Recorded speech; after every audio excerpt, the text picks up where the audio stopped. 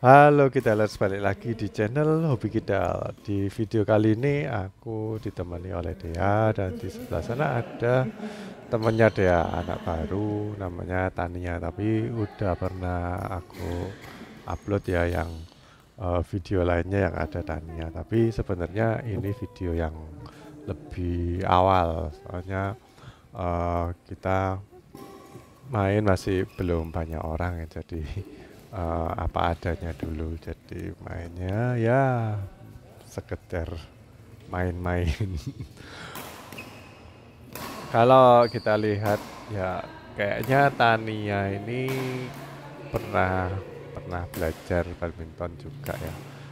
Ya aku belum sempat nanya-nanya, cuman ada beberapa gerakan yang kayaknya pakai teknik dia. Nah ini mungkin masukan juga ya buat kalian yang masih baru belajar badminton, khususnya yang otodidak.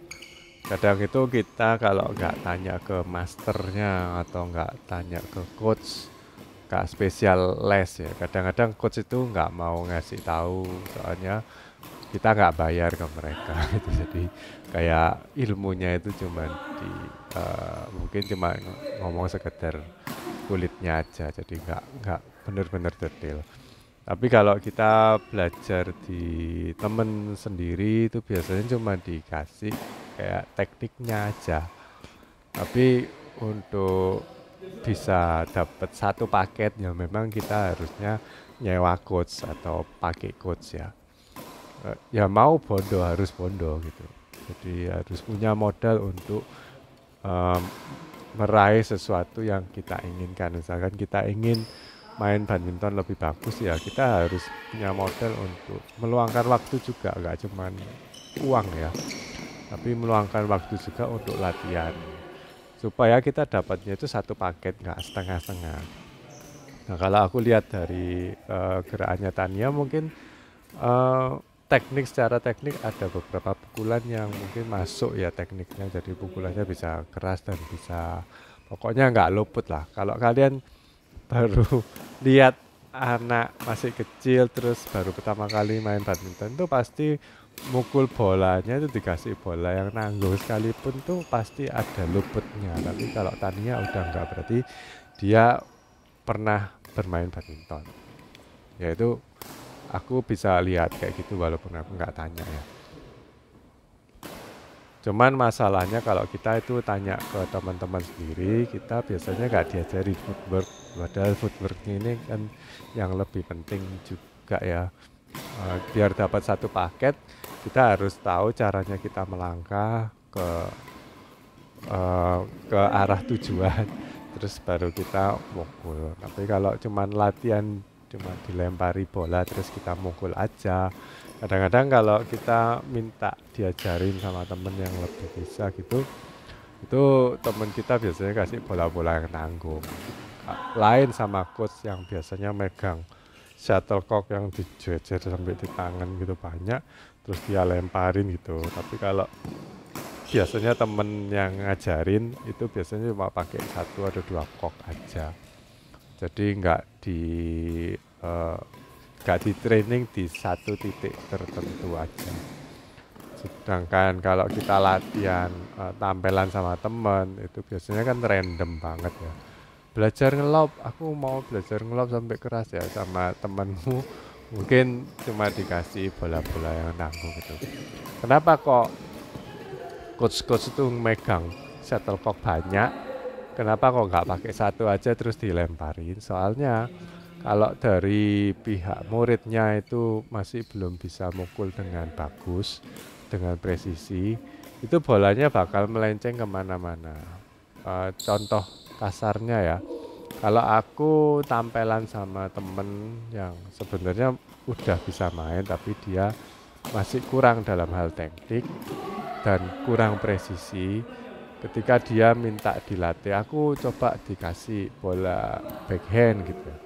Tapi dia itu nggak konsisten backhandnya. Aku berusaha untuk ngasih bola ke arah backhandnya, dia itu berusaha konsisten untuk di satu titik. Tapi dia mengembalikan bolanya itu nggak konsisten. Jadi uh, apa ya, kalau kita itu sama coach itu biasanya disuruh kamu nggak perlu ngelap dulu, kembalikan ke titik yang ini aja dulu. Jadi udah diatur gitu programnya itu nanti jadinya kayak gitu.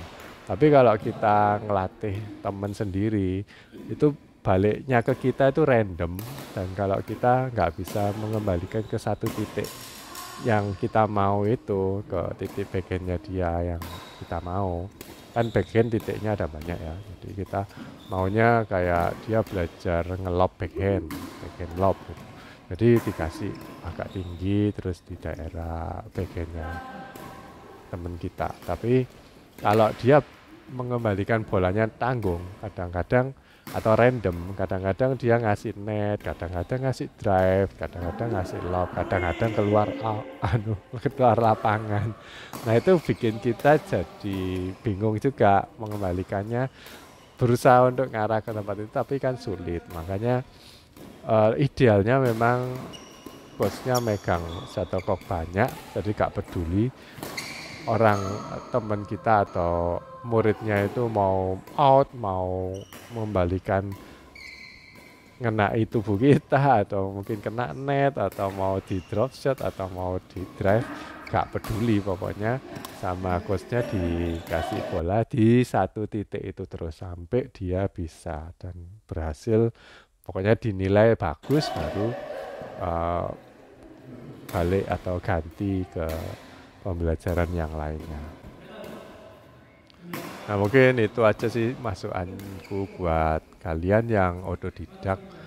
Jadi ada beberapa program yang mungkin udah disiapin oleh coach, itu yang nggak mungkin atau jarang sekali ada temen yang ngajarin temennya otodidak dengan program yang seperti itu.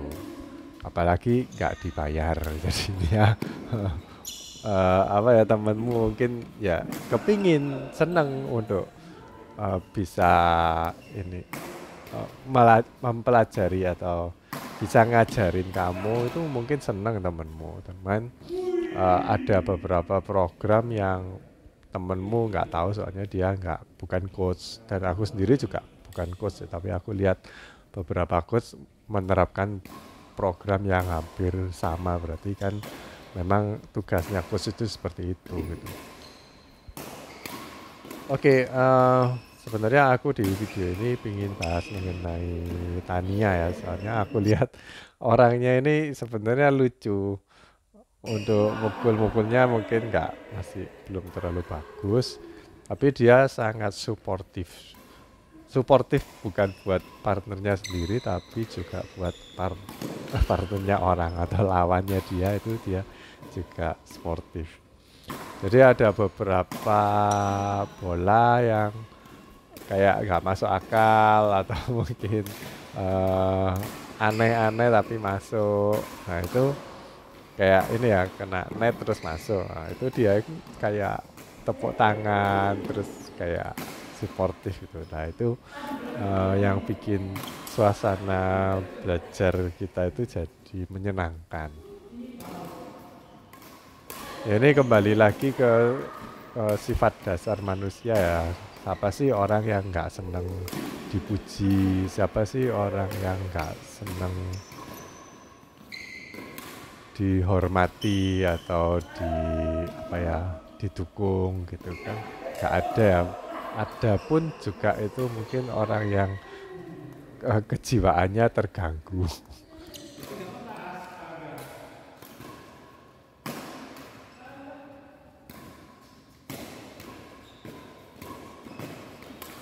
Ya, kemarin aku lihat-lihat di reelsnya Instagram itu ada bahas mengenai psikologi.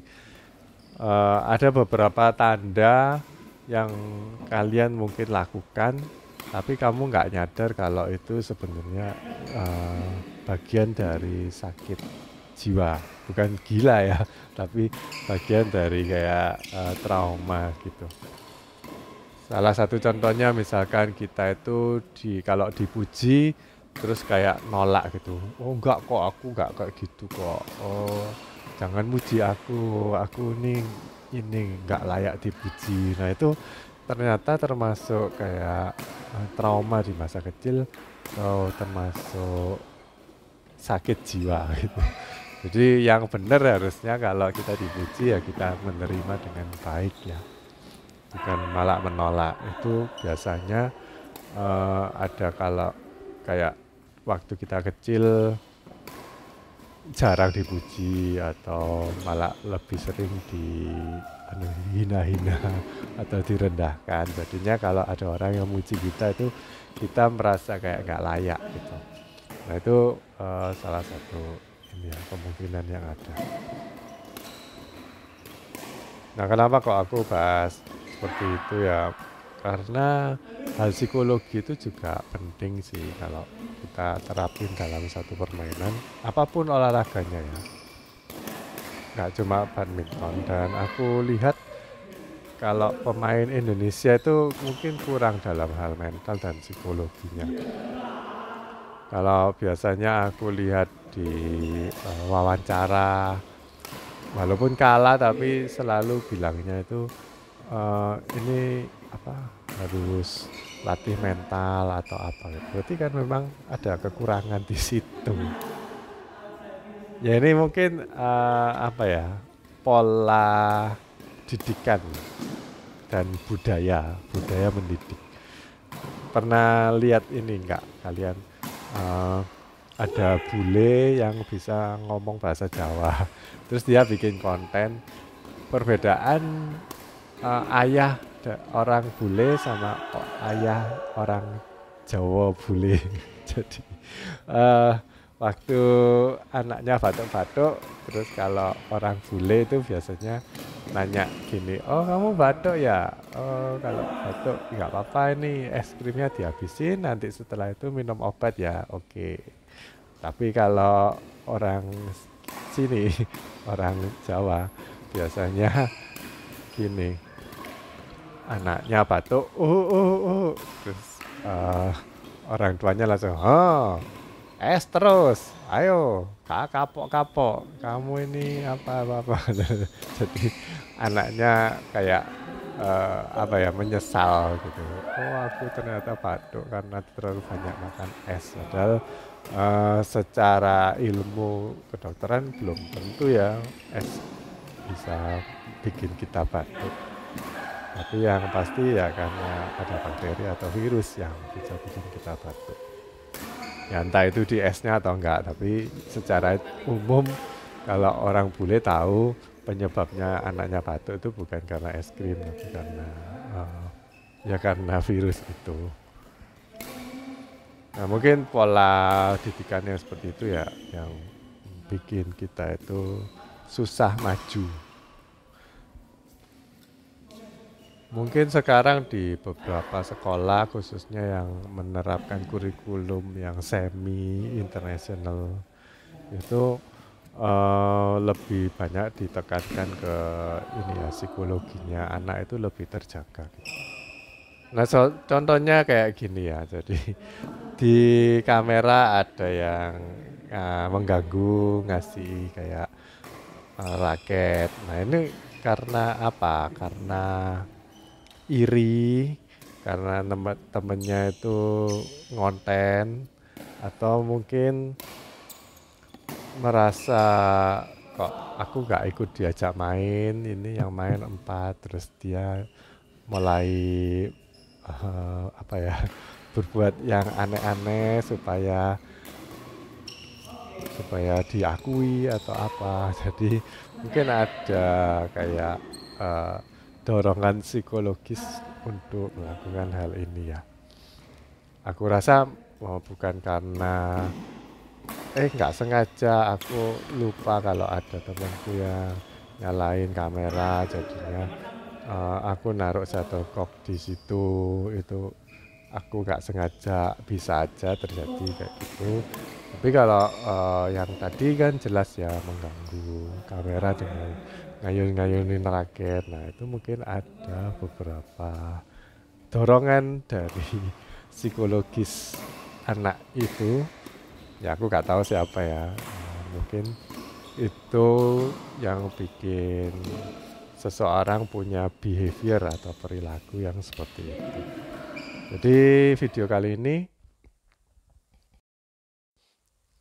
yang ingin aku tekankan adalah kalau kita main badminton ya memang olahraganya badminton, teknik itu penting. Tapi jangan lupa psikologis kita juga penting. Oke guys, gitu aja video kali ini. Semoga bermanfaat. Sampai jumpa.